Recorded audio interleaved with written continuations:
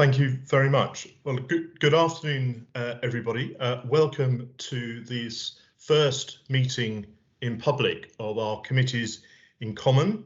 We're looking at improving kidney care, a proposal for renal services at St George's and St Helier Hospitals 2021. My name is Jonathan Perkins. I'm a lay member and the Deputy Chair of Surrey Heartland's Clinical Commissioning Group, and I've been asked to convene this meeting this afternoon. I'm first going to just welcome the participants to this meeting. It is a committees in common, and that means we have several meetings all sitting at the same time, considering the same issues in relation to any significant change in commissioning of renal services for Epsom St Helier University Hospitals Trust. And the four committees in common are, there's one for South West London, and one for Surrey Heartlands, and one for Frimley, and those are all clinical commissioning groups. And there's also one for the specialised commissioning part of NHS England. All of those committees have been appropriately delegated by their governing bodies or authorised boards to make a decision on the business we have in front of us today. The first, I ought to say just before we move on that this meeting is being recorded, and I hope that's all right for everybody on the call today. And if you are going to make a comment, I'd be most grateful for those who are members of the committees in common if you could please put your cameras on when asking a question. Item one is welcome and introductions, and I think I've probably pretty much done that. I wasn't proposing to introduce every individual on the call, but I would just ask those who are on the call just to introduce yourselves just before you talk or ask a question. And I haven't been made aware of any particular apologies for the meeting today. The first thing I think we should do, though, is I should just ask all who are a member of a committees in common just for your approval that I should act as your convener today. And I'll just pause just to check you're all happy for me to act in that capacity. So thank you for that. I saw some nods and I'm taking silence as approval as well. So thank you for that. Item 2 moves on to the declarations of interest of all the members of these committees. All the members have declared their interests on a register of interest for their organisation, and that is a public document and is published on all of the respective websites. So we're taking those documents as the public declaration of interest. But I'm just going to ask those who are members of a committees in common just to let me know and the meeting know if anyone has any particular interest in the business of the meeting today. So thank you. And again, I'll take silence as confirmation for that. So the first substantive item of our agenda is just to approve our terms of reference for our committee.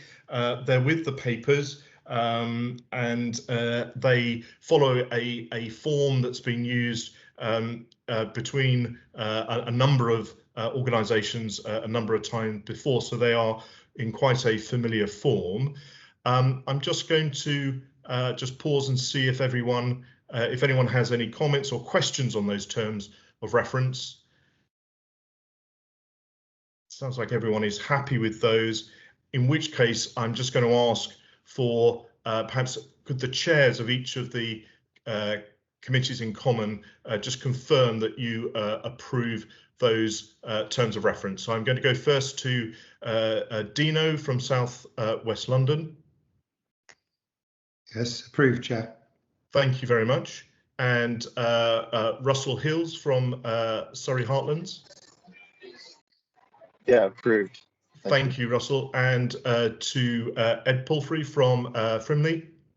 Approved, Chair. Thank you very much. And to Chris from NHS England. Approved, Chair.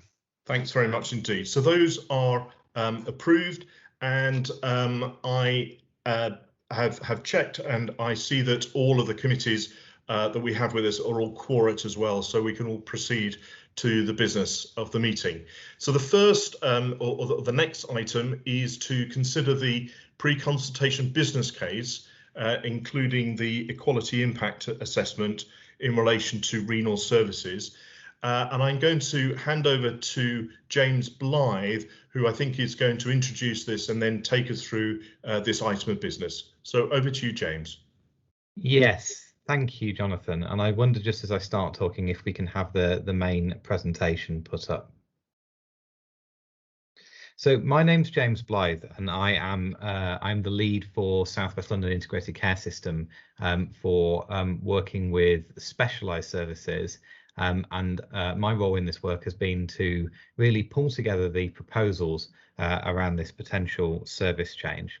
Just to explain a little bit of the context for this service change. So as many people on the committees in common and also in the public will be aware, the commissioners in South West London and Surrey consulted on a service change under a programme called Improving Healthcare Together, and that work finished last July, and that recommended that there should be a consolidation of 6 major acute services from the current Epsom and St Helier hospitals to a new hospital at Sutton. Now, as part of this proposal, this would also have entailed moving the renal services, which are currently provided at St Helier Hospital. And during the consultation, the renal clinicians from both St Helier Hospital and also from St George's Hospital wrote into the consultation to suggest an alternative plan that they had discussed together, which was that we should consider instead consolidating those inpatient renal, so that's kidney services, to St George's into a combined service. Over the last year nearly, we've been working on this proposal with those clinical teams as a system. So we've been working on what would be required to build that unit, and we've also been working on what the impact of that change would be for kidney patients. And the purpose of the meeting today is to consider whether the work that we have done on those proposals is now at a point whereby we are able to go ahead and actually begin to engage more widely with patients on those proposals. So just moving on to the next slide. We've got a lot of people on the call today, and it's probably worth just me explaining what the respective roles of different people are. So because renal care is very complex in some respects, but also quite a large service, the responsibility for that service is split between clinical commissioning groups, so local organisations, and also NHS England.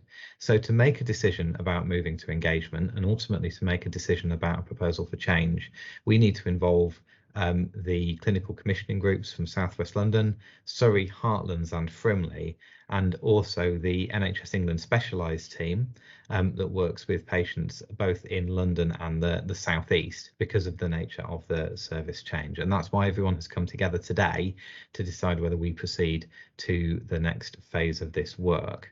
The primary clinical input to this work has been the input of renal specialists, so kidney specialists from Epsom and St Helier and St George's, working with South West London CCG as the lead commissioning organisation. And that's why in a moment I'll introduce colleagues from Epsom St Helier and St George's to begin to continue this presentation of the pre-consultation business case.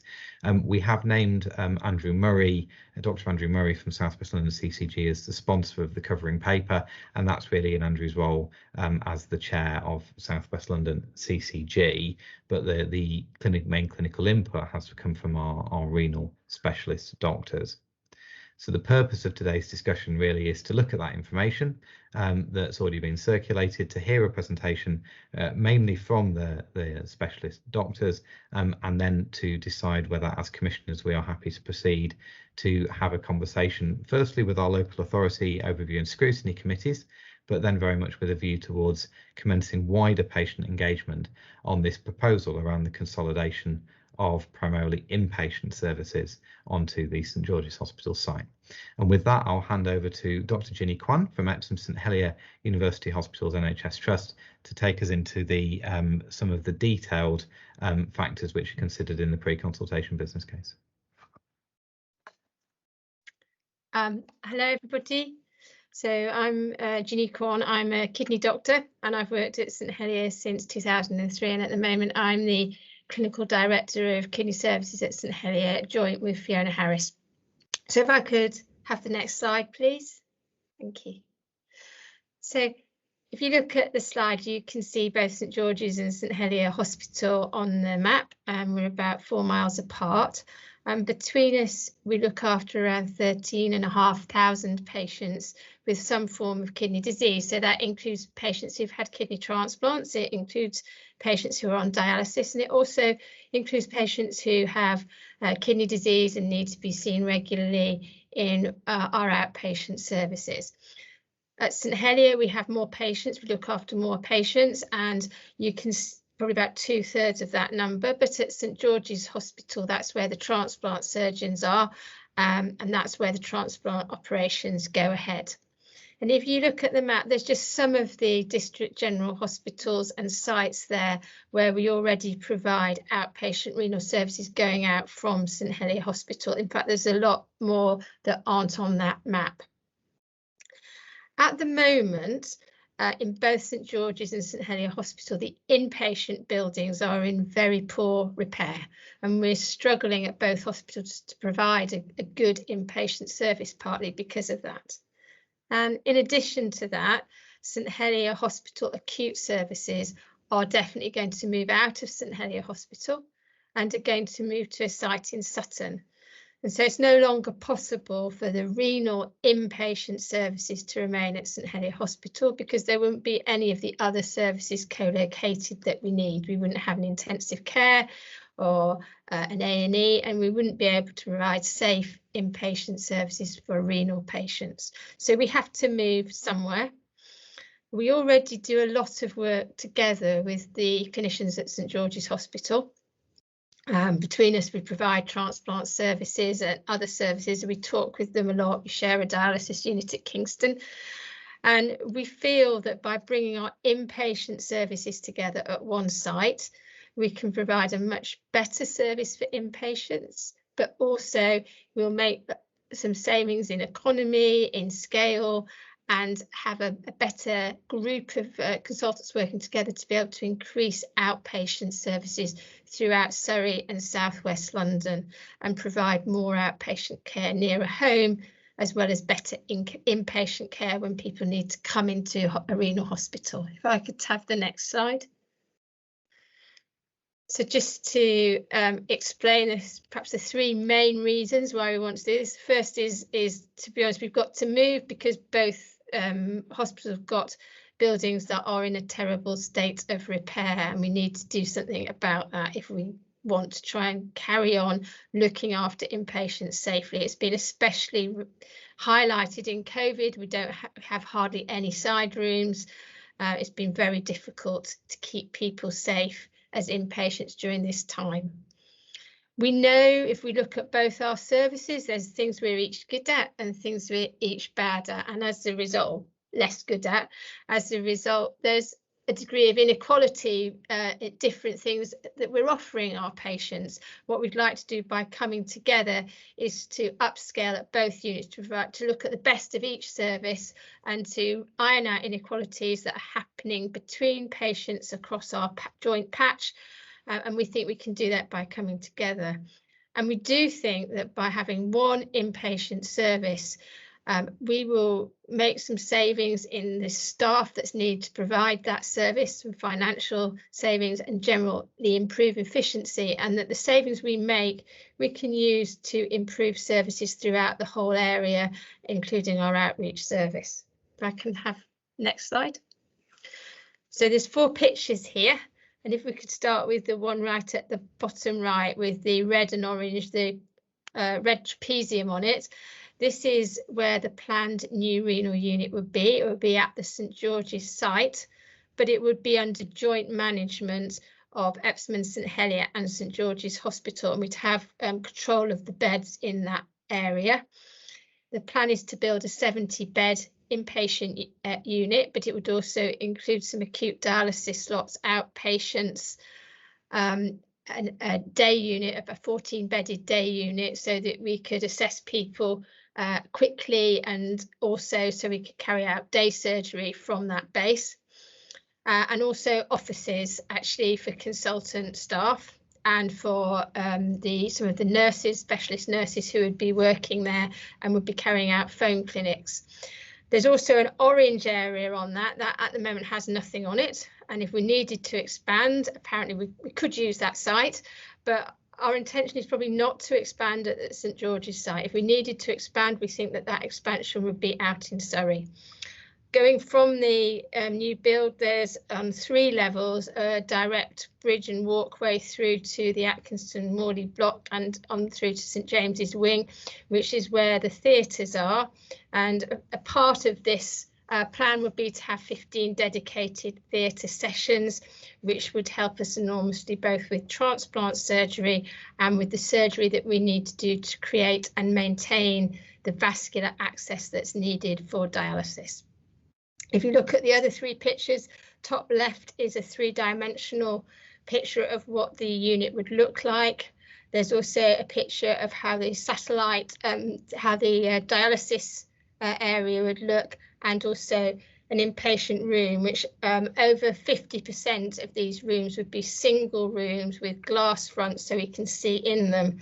And as I said, one of our biggest problems at both hospitals have been the struggle we've had with infection control over the last couple of years during the COVID crisis. It's been a terribly difficult battle that we've really, I think, managed to mostly win, but it's been really hard. So this would make things much easier. If I can move on to the next slide, please. So I'm going to hand over actually to Dr. Debu Banerjee, who is Clinical Director at St George's Hospital for Renal, and he's going to talk through some of the benefits that we think will happen if this goes ahead. Thank you. Thank you very much, Jeannie. And the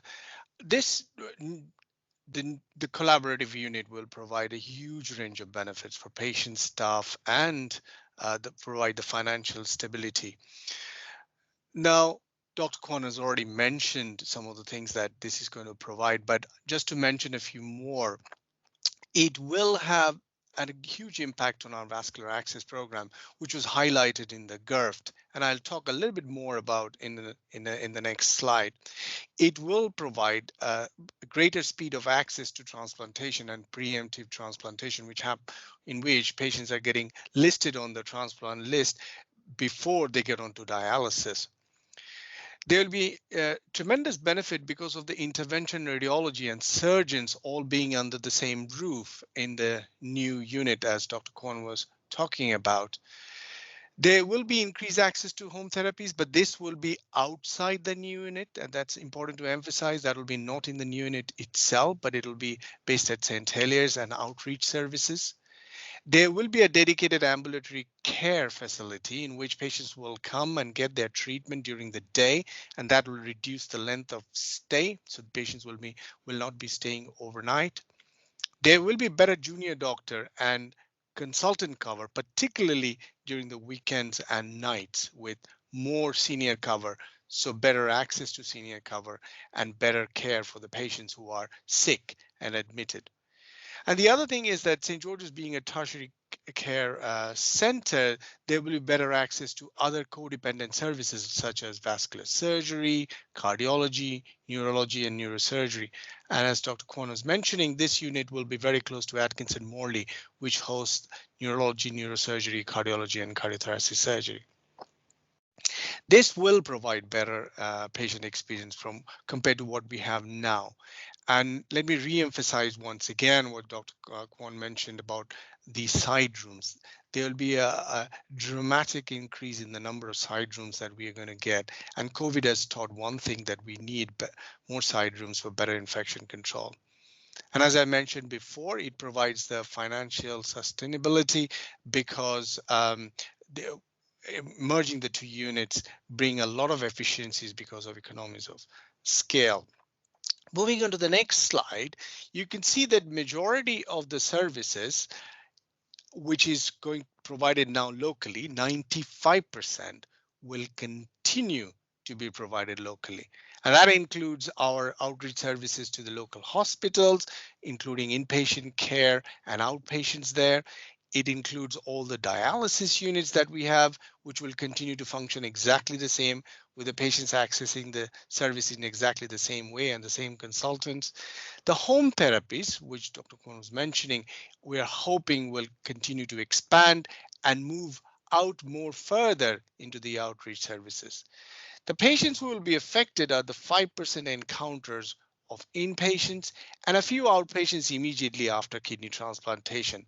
And the good thing is that they are going to be sick patients who will be able to access the services that they need. I'm going to talk a little bit more about that in the next slide.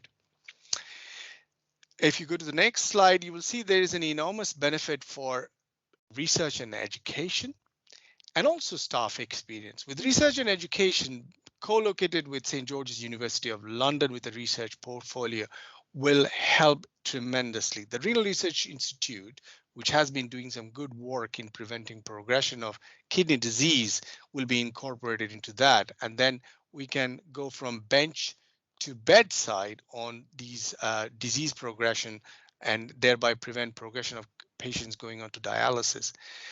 At St. George's, we have a special interest in kidney heart patients. So things like reducing admissions for kidney failure, heart failure patients, or improving their survival will be a main research area that we're going to focus on in the new unit.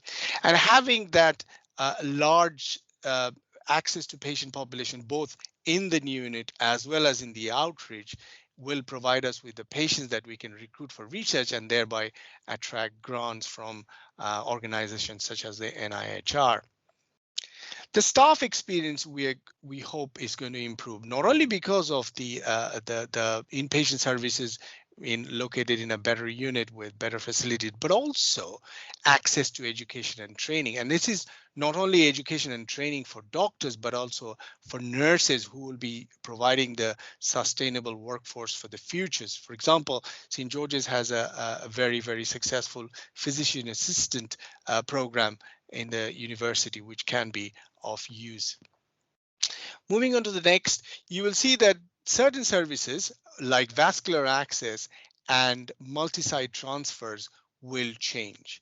For example, with vascular access, which was mentioned in the GIRFT, we have deficits in both St. George's and St. Heliers.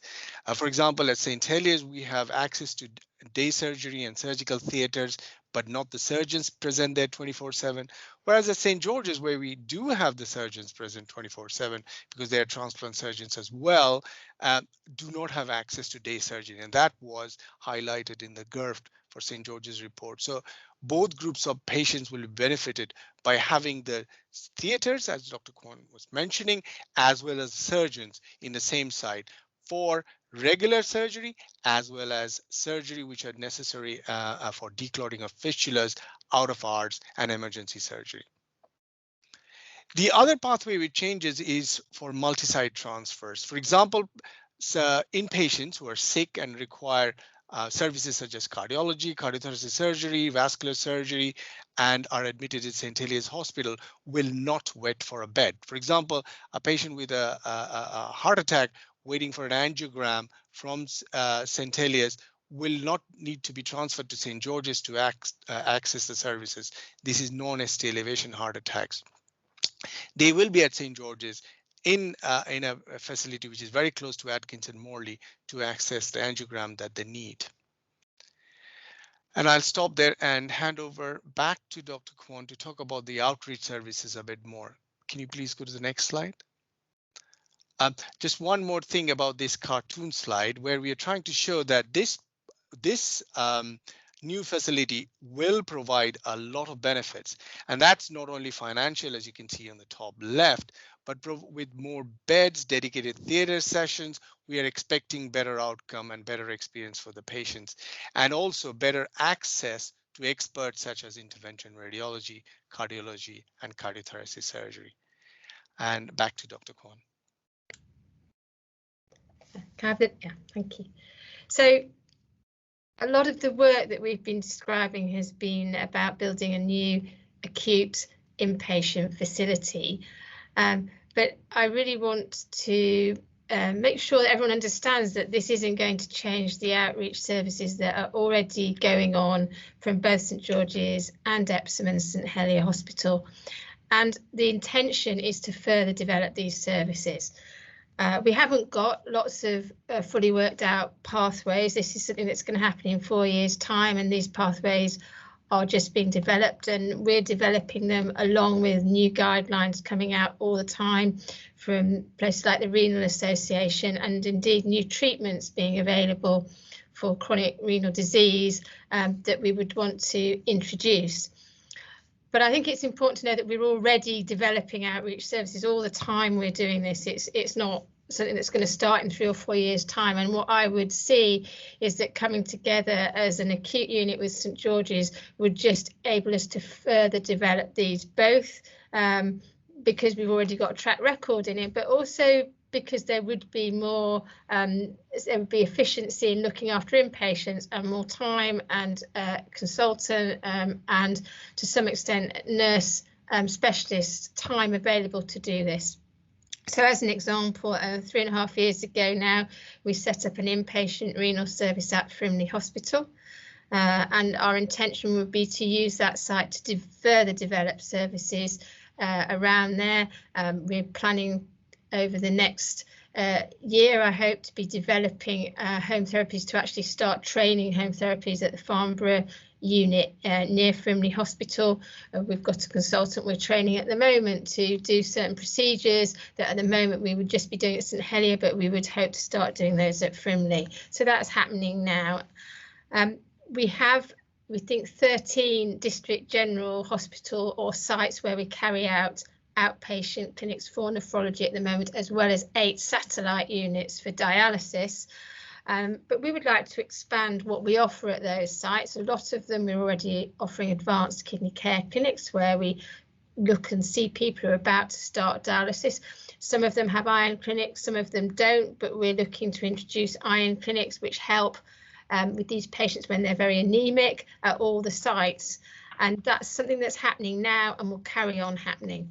So I want to sort of leave or end this part of the talk by saying that this is a talk about setting up an acute inpatient hospital, but the benefits of that are going to be much more further afield, and I think will help us to expand our outpatient outreach services through the whole of Surrey.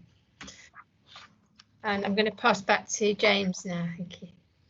Thank you. So if we just move on to the next slide. So obviously what we have here is a really compelling proposition from our lead kidney doctors. But like any service change in the NHS, we apply a degree of scrutiny around that. So we've been working with our commissioning colleagues in Surrey and in Frimley and with specialised commissioning to really scrutinise these proposals, to go through them and make sure that we fully understand them. We've had initial conversations with the kidney patients associations, who are the key patient groups for both services as well. And we've also worked really closely with the clinical leaders in both South West London and Surrey, and also the wider renal clinical leadership that works across London and Surrey as well. So there's a renal clinical alliance which is the leading renal clinicians from all of the hospitals working with the local systems. And that's really led us to having the business case and the impact assessment that you see in the papers for this meeting.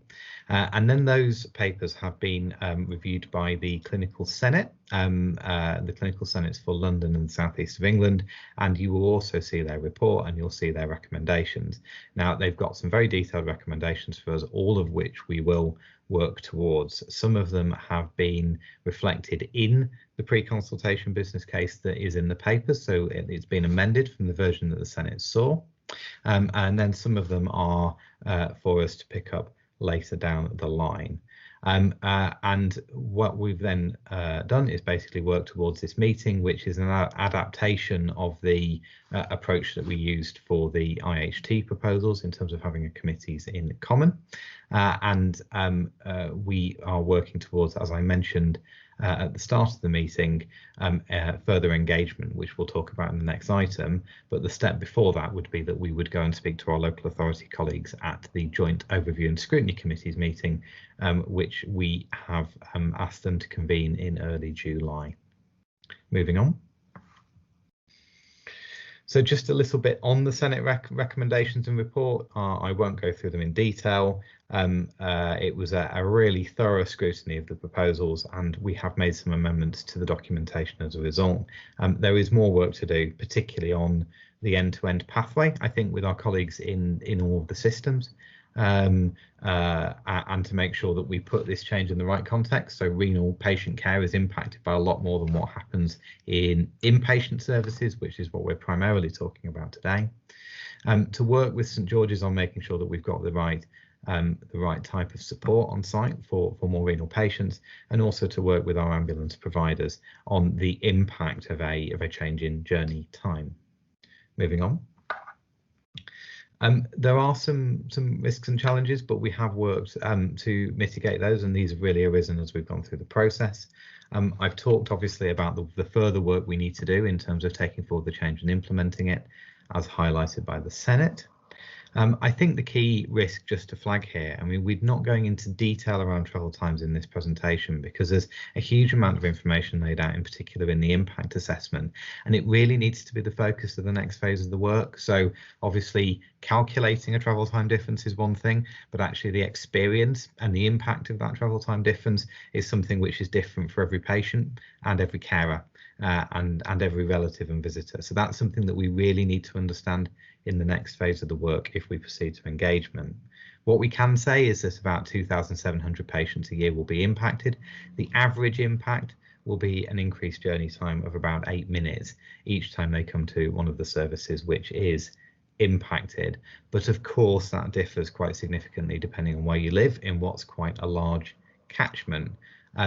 So we really need to work with patients and patient groups and patient advocacy groups through the engagement phase to understand that impact and understand any potential mitigations, for example, around patient transport services.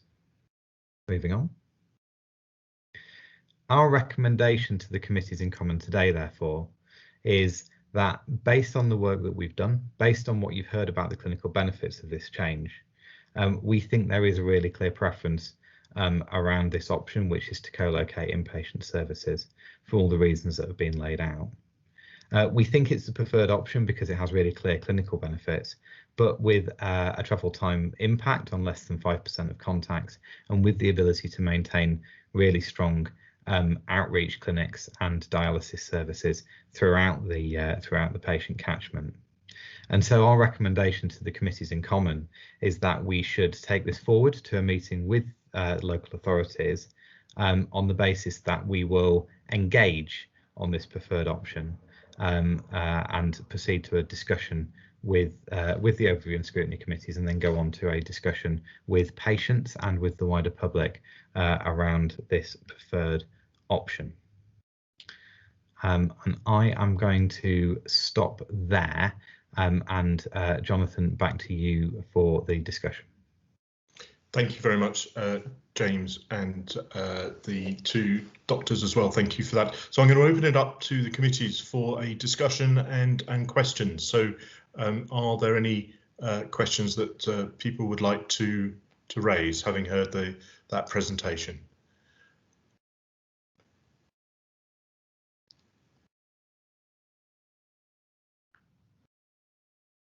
Dr. Hills. Just a quick couple of things. So apologies for noise where I am. Good to see the travel impact referenced in that risk slide, James, because obviously for our Surrey residents, there may be a bigger impact having to move to St George's for their patient services. And then the second piece is really around, again, the end-to-end pathways that you mentioned and how we can use this to consider how we can improve inequalities for renal patients more broadly, understanding obviously this is really around the 5% of the inpatients, but then thinking about the wider outpatient and wider connections into primary care and beyond as well. Yeah, so thank you for that, Dr. Hills. I mean, I think that on the travel times, you're absolutely right, and I think it's right that we spend really the bulk of our engagement work talking about the impact of the travel time differences, because I think it will be a key focus on the end-to-end pathway. I think that what the work on this proposal has really brought home to me is that while we're looking at a relatively small part of the pathway with these proposals, that actually what impacts on quality and patient experience and outcome for renal patients is a lot more. It's what happens in primary and community care. It's what happens pre and post acute services and particularly post admission. So speaking to the director of the Renal Clinical Alliance this morning, I know that he is really keen to use the sort of momentum that we've generated through doing this work to work with colleagues in South West London and Surrey to look at opportunities to develop the transformation around the primary care agenda. So I think that's something that we should take forward in both of our systems, really, and I think we should be able to come back later in the year when we look at these proposals again and say what we've actually done around that whole pathway, and say how we've developed some sort of more detailed plans really to take forward transformation, you know, around how, for example, renal services work with primary care to monitor patients, and how we're working on making sure that pathway works. So I think we should use this as an opportunity to go away and do that further work, although it's not sort of directly related to these proposals today. Thanks for that, James. I'm now going to go to Simon Barton. Simon Barton, Medical Director of Commissioning in NHS London. You've highlighted improvements in vascular surgical capacity. Can I push you a bit more on the staffing clinical model and how that, if consolidated, would improve to improved patient efficiency of care, waiting times, and of course, hopefully outcomes? Yeah, I could take that question, Simon. So the vascular access case, as I mentioned, will benefit from having the people who are providing the service and the theaters at the same place. But what is very true for special services is, for example, cardiology, cardiothoracic surgery, is that having that access to those specialty services will definitely benefit the patients being in the same site when they're sick, when they require these services. But I think the most interesting question in your remark was about the workforce development. And as I was highlighting, that workforce development will get a big boost. And I tell you why. Because having this expertise in one place helps develop a faculty of teachers. And that teachers will not only be training the junior doctors of the future, but also the physician assistant, the nurses who will be delivering care. For example, at St. George's right now, we have got a whole a department of vascular access nurses who put the Tassio catheters in, etc. So not only in that, there are other fields which we can develop. We can even develop things like allied services on. We've got a very nice dietetic department at St. George's with really specialists here.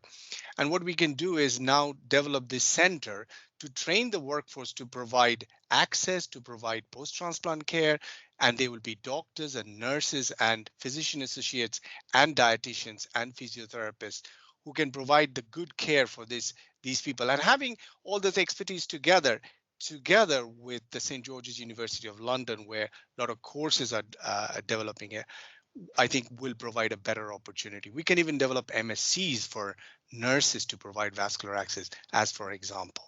I'll stop there. Thank you.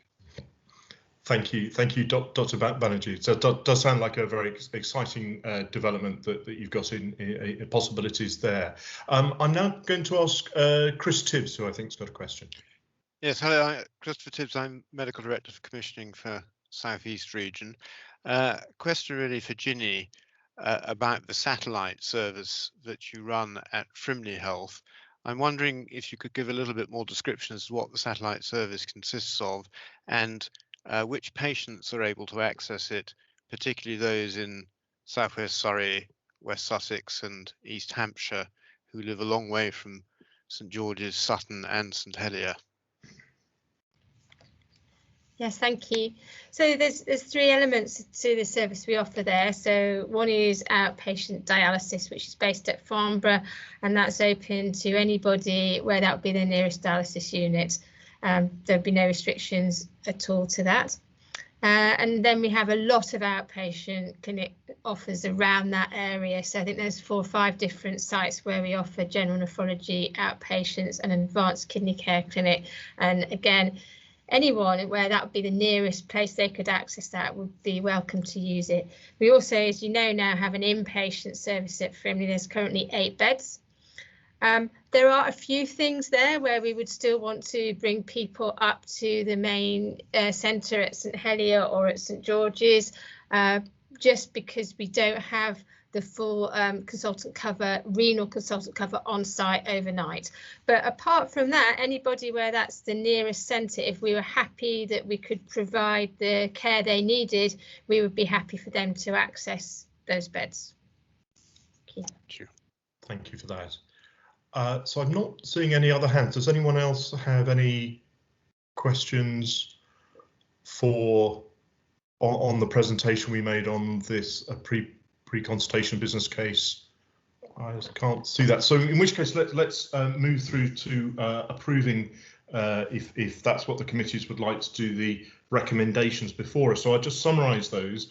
That's to approve the pre-consultation business case. We've reviewed that in the context of the equality impact assessment and the responses from the Joint Clinical Senate. We're also being asked to approve to proceed to seek support from the joint joint overview and scrutiny committees, and also then to move forward to the engagement on the preferred option.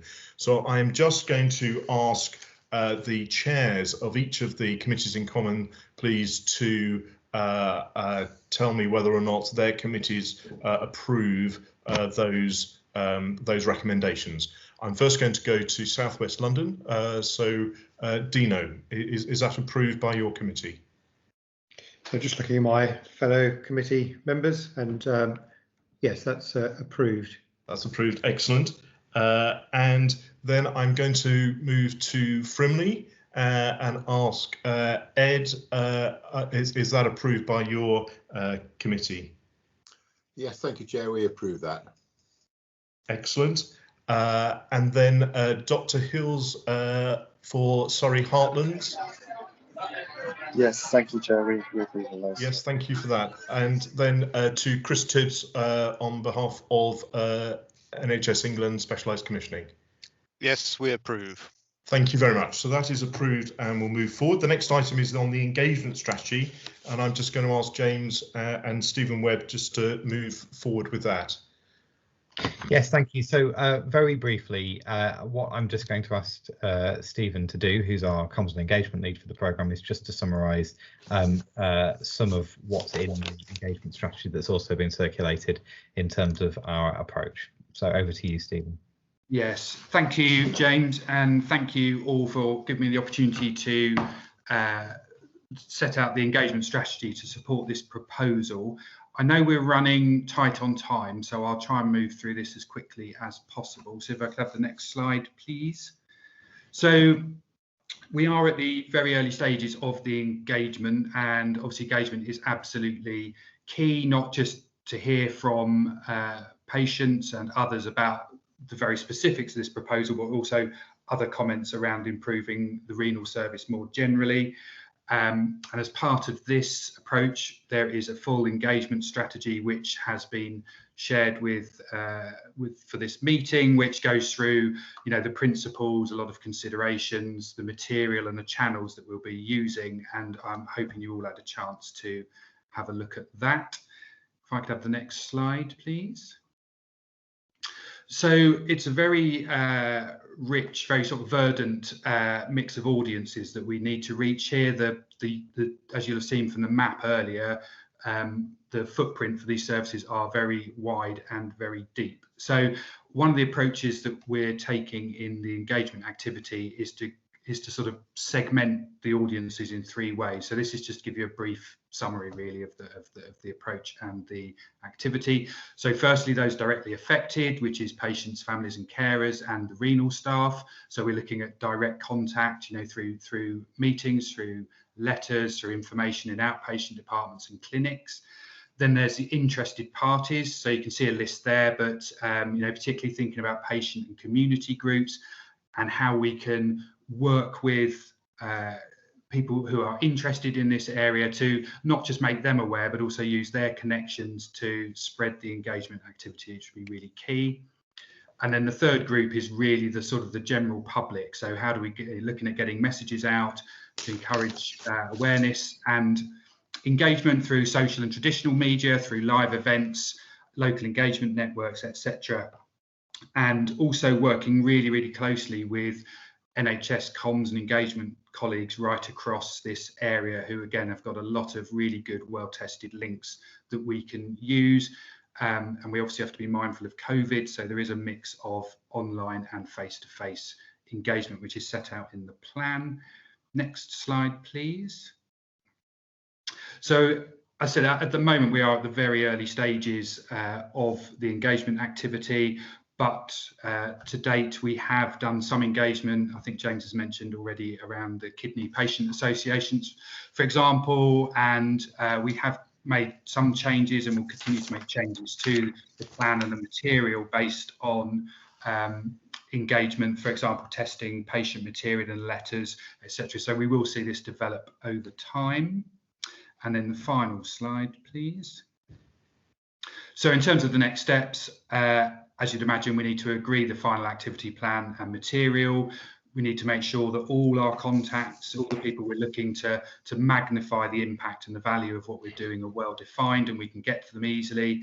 And then obviously start to roll out the engagement, obviously, if this plan is agreed. So I'll stop there because obviously we need time for questions. Thank you. Stephen, thank you very much for that summary. So let's just pause and see if there are any questions then for Stephen on the engagement plan. Pippa Barber. Thank you, Chair. Pippa Barber, I'm the independent nurse and lay member for South West London CCG. The impact assessment indicated that there may be a particular issue for people with mental health and learning disability needs. So I just wanted to get confirmation that you will be seeking out that group of people to ask their views and engage with them. Yes, I can, yeah, absolutely agree with that, and we will be reaching out to all you know, groups with mental health issues, etc., to make sure their views are considered. And again, working through established groups and the contacts that engagement leads in particular have around the area will be really key to that. Thank you. Thank you. Any other questions for Stephen?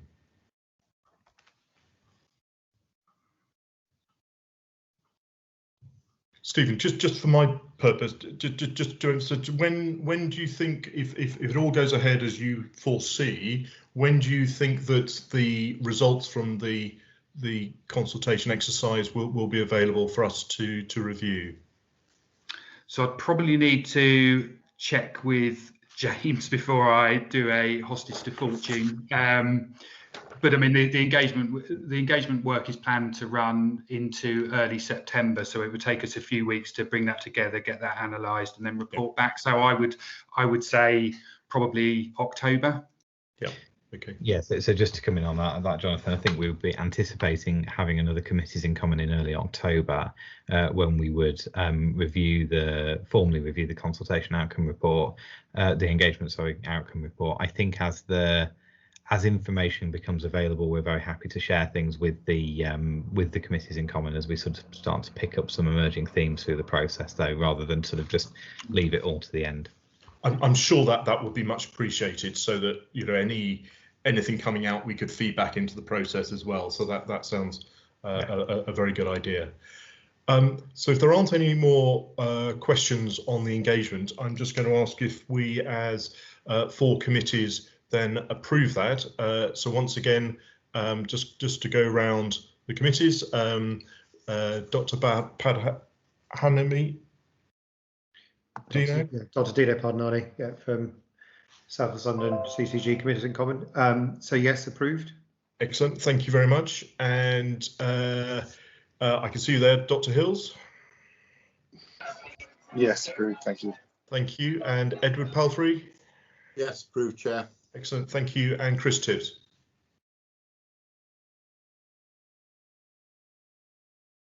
Yes, approved. Thank you very much indeed. So that concludes our approvals. Our next item is some questions from the public that we've had given to us before the meeting, and I'm just going to ask members of the team to respond to those questions which have been sent in. It might be helpful, I don't know if we can put the questions on the screen as well, and then I can talk, don't need to read word for word, but perhaps just sort of highlight them. So the first question was from Jamie Galt from Action for Carers, and it really related to the impact assessment and whether full consideration has been given on the impact to carers of patients accessing services rather than just the patients. And Jamie gives certain examples there of impacts to carers. And James, I think you might be able to answer this question. Yes, so thanks very much, Jonathan. So we do reference within the impact assessment the impacts on people who may be sort of attending to visit patients or attending with patients, although we don't sort of specifically reference carers. But I think actually many of the factors that Jamie talks about in terms of the accessibility of the unit, the complexity of travel contributing to stress, and also obviously the financial impact and the journey time impact are picked up. I think we would be absolutely very happy to specifically engage with carers groups in South West London and Surrey as part of our engagement exercise, so we could understand how those factors that we've already looked at and quantified specifically impacted on carers, and also to discuss what potential mitigations might be. I think it is really important to then, obviously, with that information, when we bring that back, we're weighing that up against the sort of overall potential clinical benefits of the change. But so I think the answer is yes, it's something that is picked up by many of the things assessed within the IA, but really is the starting point for a discussion that we're happy to have during the engagement phase. Thank you, James. And then we had 2 questions from Nikki Webster, who's principal physiotherapist at St George's, and maybe if we take these 2 together, the first one asked that, or said that many patients decondition, and the question is, how will the patient pathway be optimized in terms of inpatient rehabilitation? And then the second question talked about renal centres. Certain renal centres offer renal rehabilitation, a particular 12-week course, similar to a cardiac or pulmonary rehabilitation, and it has certain aims there. And the question is, are there plans to offer renal rehabilitation to patients post-acute admission? And Nikki Webster's given us a web address for an example of that. And I don't know whether Dr. Banerjee or Dr. Corn, you're able to answer those questions.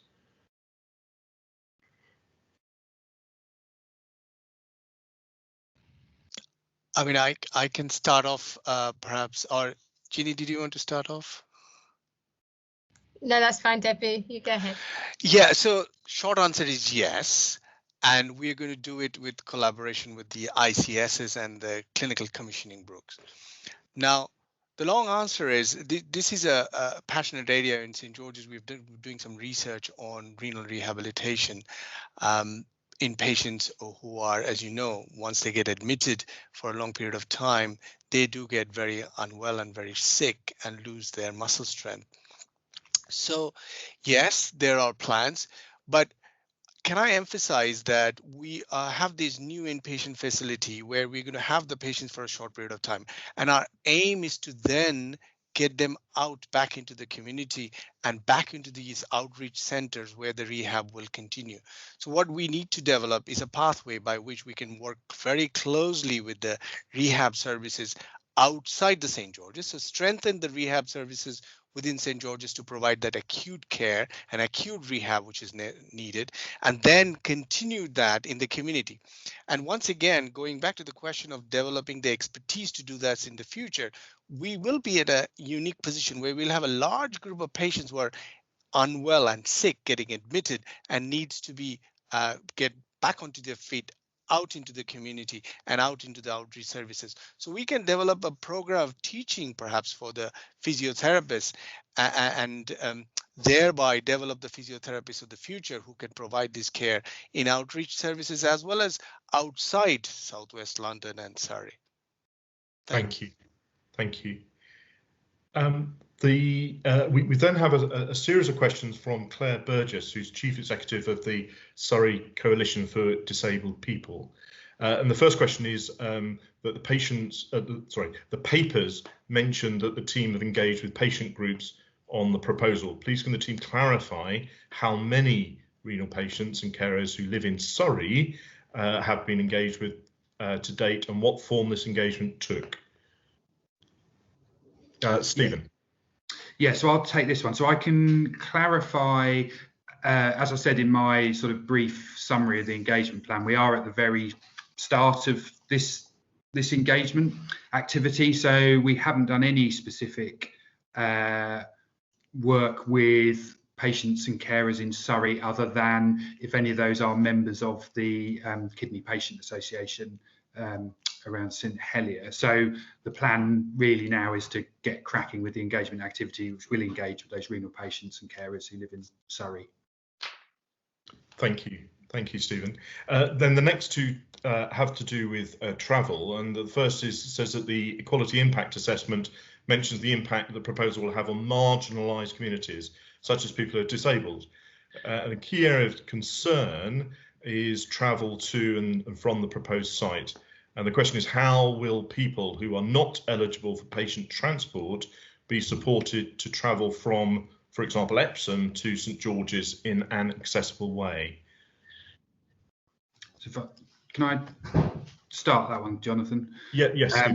Yeah, thank you. So one of the key parts of the engagement activity is to draw out issues of which we know transport and travel is a key one, and there is a specific question in there on this, as you would expect. So it's really good to hear these questions coming in, because this is exactly the type of information that we need to hear in that level of detail.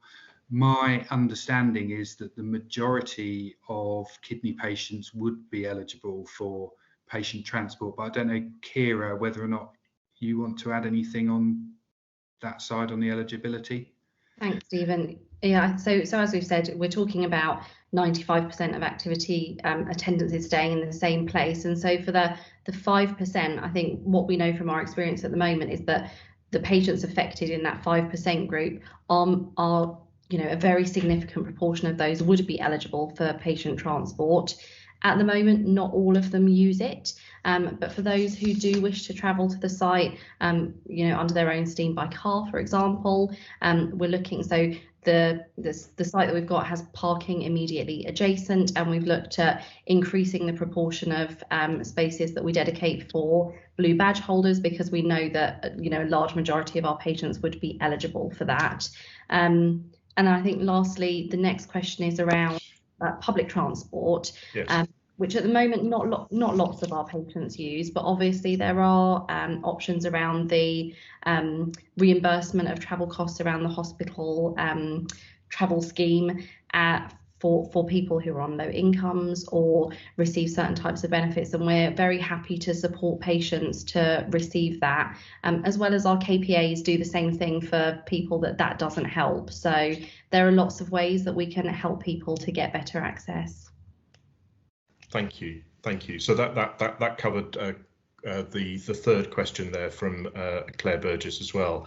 Her fourth question talks about following the Improving Healthcare Together programme, which her members committed to significant time over the last few years, and she was concerned that not being consulted with or on any engagement work or co-production to date on this work. And she asked whether the project team could explain what future engagement on this proposal will take place, specifically with Surrey residents, and in particular those who have a disability, and with carers. And Stephen, it may be that your presentation has already addressed that point, but is there anything else you wanted to add specifically for Surrey, those Surrey residents and carers?